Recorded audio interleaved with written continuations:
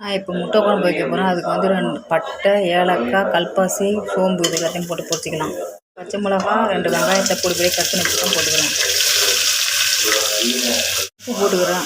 இஞ்சி பூண்டு பேஸ்ட் போட்டுக்கிறேன் 1 ஸ்பூனு. அந்த வாசனை போயிடுச்சு. நல்லா வெங்காயம் வதங்கிடுச்சு. இப்போ வந்து தக்காளி ஊற்றிக்கலாம். நம்ம அரைச்சி வச்சுருக்க தக்காளி ஊற்றிப்போம். நான் வந்து 5 தக்காளியை அரைச்சி ஊற்றிருக்கேன். கரம் மசாலா 1 ஸ்பூன், மிளகாத்தூள் 2 ஸ்பூன், மஞ்சள்தூள் ஒரு 1/2 ஸ்பூன். நான் இந்த சொம்பால் ஒரு சொம்பு தண்ணி ஊற்றுறேன். எனக்கு இந்த அளவு குழம்பு போதும். உங்களுக்கு எந்த அளவு குழம்பு தேவையோ அந்தளவு தண்ணி ஊற்றிக்கிங்க. நான் இப்போ வந்து 5 முட்டை எடுத்து அந்த 5 முட்டையை நல்லா அடிச்சுட்டு 10 நிமிஷம் வேக வச்சு கட் பண்ணி வச்சுருக்கேன். இது வந்து இப்போ வந்து முட்டை குழம்பு செய்ய போகிறேன். நான் வந்து இப்போ முட்டை குழம்பு செய்ய போகிறேன். அந்த முட்டை குழம்பு செய்யறதுக்காக 5 முட்டை எடுத்து நல்லா அடிச்சுட்டு நல்லா 10 நிமிஷம் வேக வச்சு கட் பண்ணி வச்சுருக்கேன். மிளகுத்தூள் 1 ஸ்பூனு, சீரகத்தூள் 1 ஸ்பூனு, அரைச்சி வச்சுருக்க தேங்காயை ஊற்றிக்கிறேன். முட்டையை போட்டுக்கலாம். அது மாதிரி நம்ம வந்து கொத்தமல்லியும் கருவேப்பிலையும் தூவிப்போம்.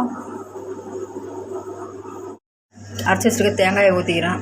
இதை போல் நீங்களும் செய்து பாருங்கள். செய்து பார்த்துட்டு லைக் பண்ணுங்கள், ஷேர் பண்ணுங்கள், கமெண்ட் பண்ணுங்கள், சப்ஸ்கிரைப் பண்ணுங்கள். உண்மையாலுமே பாருங்கள், இது வந்து யாருமே முட்டை குழம்புன்னு சொல்ல மாட்டாங்க. ஏன்னா பன்னீர் மாதிரி இருக்குன்னு தான் யோசிப்பீங்க. நீங்களே செய்து பாருங்கள். செய்து பார்த்துட்டு லைக் பண்ணுங்கள், ஷேர் பண்ணுங்கள், கமெண்ட் பண்ணுங்கள், சப்ஸ்கிரைப் பண்ணுங்கள். இதை போல் நீங்களும் செய்து பாருங்கள். செய்து பார்த்துட்டு லைக் பண்ணுங்கள், ஷேர் பண்ணுங்கள், கமெண்ட் பண்ணுங்கள், சப்ஸ்கிரைப் பண்ணுங்கள். கரம் மசாலா 1 ஸ்பூன்.